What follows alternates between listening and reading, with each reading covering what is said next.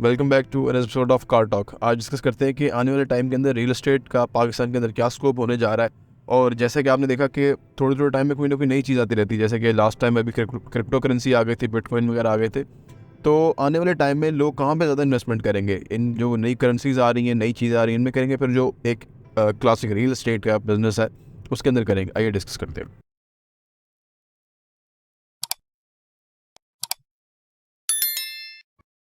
बिस्मिल्लाहिर्रहमानिर्रहीम, अस्सलाम वालेकुम रहमतुल्लाहि व बरकातहू। मेरा नाम है वकील, आप देख रहे हैं प्रॉपर्टी टीवी।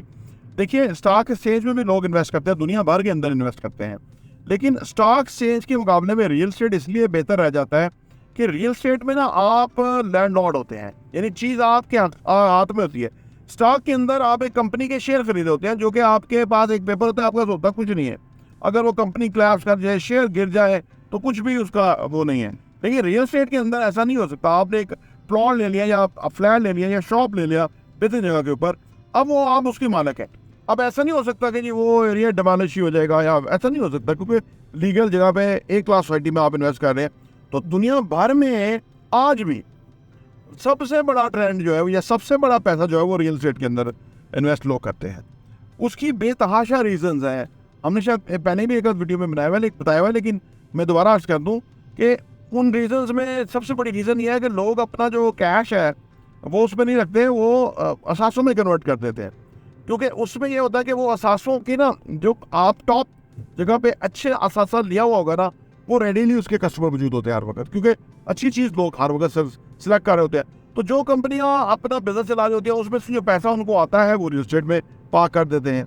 माजी में तो प्लॉटों में किया करते थे, लेकिन अब वो कंस्ट्रक्शन प्रोजेक्ट के अंदर यूनिट्स लेते हैं, शॉप्स लेते हैं, या कुछ भी लेते हैं, तो वो उनका उधर सेफली जो है वो पार्क हो जाता है। और जब उन्हें पैसे की जरूरत पड़ती है बैरियर DHA वगैरह में, उसमें 2 से 3 हफ्ते की मार्जिन के अंदर वो चीज़ जो है ना वो डिस्पोज ऑफ हो जाती है और वो प्रॉफिट टेकिंग कर लेते हैं।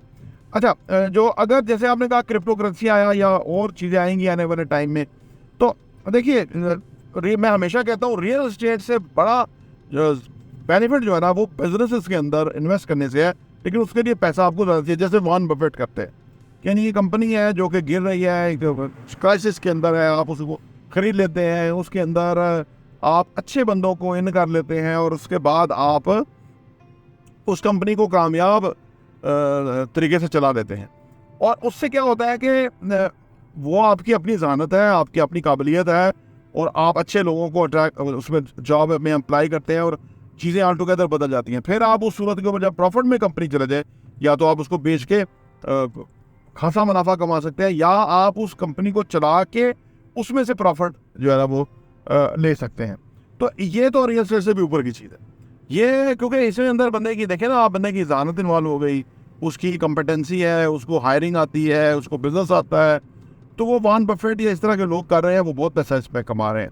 फिर आई था रियल एस्टेट। अब इसमें इतनी बड़ी ज़हानत नहीं चाहिए। तो बंदा है जो प्रोजेक्ट बना रहा है, या उसको बेच रहा है, या उसको जल्दी तैयार कर रहा है, वो सारी एफर्ट और कोशिश कर रहा है। आपने पैसा इन्वॉल्व कर दिया, तो अब आप उससे फ़ायदा अपने हिसाब से, आप उतने हिसाब से आप फ़ायदा उठा सकते हो। तो ये इस हवाले से सेफ इन्वेस्टमेंट है।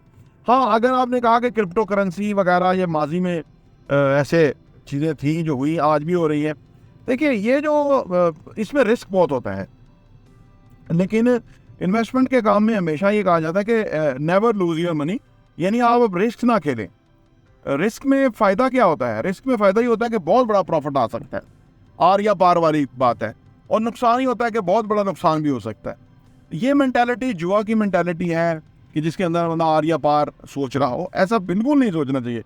देखिए, आप क्योंकि ऐसे करने वाले जो हैं वो शराब पीने लग जाते हैं, उनका ब्लड जो फिशार खून है वो बुलंद होना शुरू हो जाता है, ब्लड प्रेशर हाई होना शुरू हो जाता है, ठीक है, और बहुत सारे उनके ऊपर अटैक्स आना शुरू होते हैं, क्योंकि जब कोई इतनी बड़ी खबर, अच्छी खबर या बुरी खबर वो सुन लेते हैं। तो लिहाजा आपको ऐसा करना चाहिए कि जिसमें आपका जो इन्वेस्टमेंट है उससे आपकी सेहत के ऊपर बुरे असरात ना पड़े, ठीक है ना। तो वो इस तरह है कि आप उसको स्मूथ यानी एक ट्रांजैक्शन के तहत वो चीज़ ख़रीदें, और उसके बाद आपको पता हो कि ये चीज़ इतने की है और इसकी ये मार्केट है, ठीक है ना, और आपको पता हो कि इसकी ये मार्केट है, उसमें आप इन्वेस्ट कर लें। आपने खरीदते हुए ही आपने कमा लिया, और फिर जब आप बेचने जाएंगे तो फिर आप बेचते हुए भी एक अलग कमाएंगे। तो इसलिए रियल स्टेट ना ही ख़त्म होने को जा रहा है। दूसरा, हम आखिर में बात करें पाकिस्तान की इकोनॉमी की सूरत हाल की, तो उसके अंदर जैसे कि इमरान खान साहब ने ये जो टैक्स एमनेस्टी दी थी और उसमें कंस्ट्रक्शन वर्टिकल बिल्डिंग का शुरू किया था, और उन्होंने कहा था कि आपसे पूछा नहीं जाएगा, आप पैसे लेकर के आए और इसमें इन्वेस्ट करें, अपना घर बनाएं, तो वो भी इतने टाइम तक आप इस लेवल पे पहुंचा दे। तो वो उससे क्या हुआ था कि एक बहुत बड़ी इकोनॉमिक एक्टिविटी जनरेट हुई थी, लोगों ने पैसा लाना शुरू किया, बाहर से पैसा बहुत अरबों $30 अरब से ज़्यादा पैसा एक साल के अंदर आया था, ठीक है ना। और वो ओवरसीज़ पाकिस्तान को सेफ समझते हुए इन्वेस्ट कर रहे थे, और उनका पीस ऑफ माइंड था कि यार हमने पाकिस्तान में इन्वेस्ट किया और एक ऐसी हुकूमत है कि जो लोगों का ओवरसीज़ का ख्याल रखती है। तो हमने देखा कि मुल्क की अंदर इकोनॉमिक एक्टिविटी ऐसी हो गई कि स्टील, आप देखें ना, डिमांड सप्लाई हो गया ना, क्योंकि सप्लाई तो पीछे इतनी नहीं थी स्टील की, तो स्टील कितना ऊपर चला गया। यानी अगर हम स्क्रैप वगैरह हासिल करने में कामयाब हो जाते तो अब जो स्टील नीचे रहता तो कंस्ट्रक्शन बिल्डिंग और शुरू होती, आज भी शुरू हो रही है, लेकिन उस तरह नहीं शुरू हो रही जिस तरह थे अभी पिछले साल या उससे पिछले साल हो रही। तो लिहाजा जो इसके अंदर जिससे पूरी इकोनॉमी मुल्क की चल जाती है, कारखाने चल जाते हैं, इंडस्ट्री चल जाती है, एम्प्लॉयमेंट मिल जाता है, तो ये भी इसलिए भी ज़रूरी है। नेशनल डेवलपमेंट के अंदर रियल स्टेट का बहुत बड़ा इम्पैक्ट है। चाइना ने इस पर ग्रो किया, चाइना ने देखे ना कितना बड़ा ग्रो किया, उसकी तो जो टोटल GDP है उसके अंदर मेरा ख्याल है नियर 30% जो इम्पैक्ट है वो रियल स्टेट का था। क्योंकि उन्होंने क्या किया, उन्होंने लोग गाँव देहातों में रहते थे, छोटी छोटी जगहों पर रहते थे, उन्होंने जो पुराने शहर थे उनको डिमोलिश किया, नई बड़ी बिल्डिंग बनाई और उसके अंदर लोगों को शिफ्ट कर दिया, और उन्होंने खरीद ली बिल्डिंग। आल्दो कि अभी एक क्राइसिस आया कि जिसके अंदर बहुत सारी बिल्डिंग बन गई थी और उसको जो खरीदने वाले थे वो पैसे नहीं दे पा रहे थे। इस तरह की चीज़ें रहती हैं। लेकिन चाइना ने कितने कोई आप सोचिए कोई 80 अरब के करीब, 80 करोड़ के करीब लोगों को गुर्बत की सजा से भी तो निकाला ना इस सारे प्रोसेस के अंदर। तो रियल स्टेट, तो इसी तरह रियल स्टेट दुनिया भर में, मलेशिया में रियल स्टेट काम किया, सिंगापुर में तो आई रियल स्टेट, आप देखिए ना कितना एक्सपेंसिव है। टर्की के अंदर उन्होंने अपना जो शहर है खूबसूरत बना लिए, लोग प्रेफर करते हैं वहाँ टूरिज्म के लिए जाना, क्योंकि रियल स्टेट है, उसने इंफ्रास्ट्रक्चर डेवलप किया है। पाकिस्तान में आप सोचिए, तसव्वुर कीजिए अगर हमजा शुमाली इलाका जात वगैरह में एक टॉप क्लास के होटल्स हो और वहाँ पे एक पीस हो और वहाँ पे रोड नेटवर्क और बेहतरीन कर दिया जाए, तो कितनी बार से जो गोरे हैं वो आना शुरू होंगे और इस टूरिज्म से वो इन्जॉय करेंगे। पाकिस्तान को कितना पैसा होगा। तो रियल स्टेट है बेसिकली, और गवर्नमेंट तो बना ही सकती ना होटल, वो लोगों को लो करें कि वो प्राइवेट इन्वेस्टमेंट करें और उसके बाद वो होटल चलें और उधर आके टूरिज्म प्रमोट हो, वहाँ लोग टूरिस्ट ठहरें। ये सारा कुछ क्या है, रियल स्टेट है। अनफॉर्चुनेटली पाकिस्तान में इस तरह की आज जो लीडरशिप है वो इतना विजडम, अक्ल नहीं रखती, क्योंकि ये करप्ट लोग हैं जो कि सिर्फ अपने घर तक सोच सकते हैं या अपनी औलाद तक सोच सकते हैं या उससे आगे की पोते तक सोचते हैं, इससे आगे ये सोच नहीं सकते।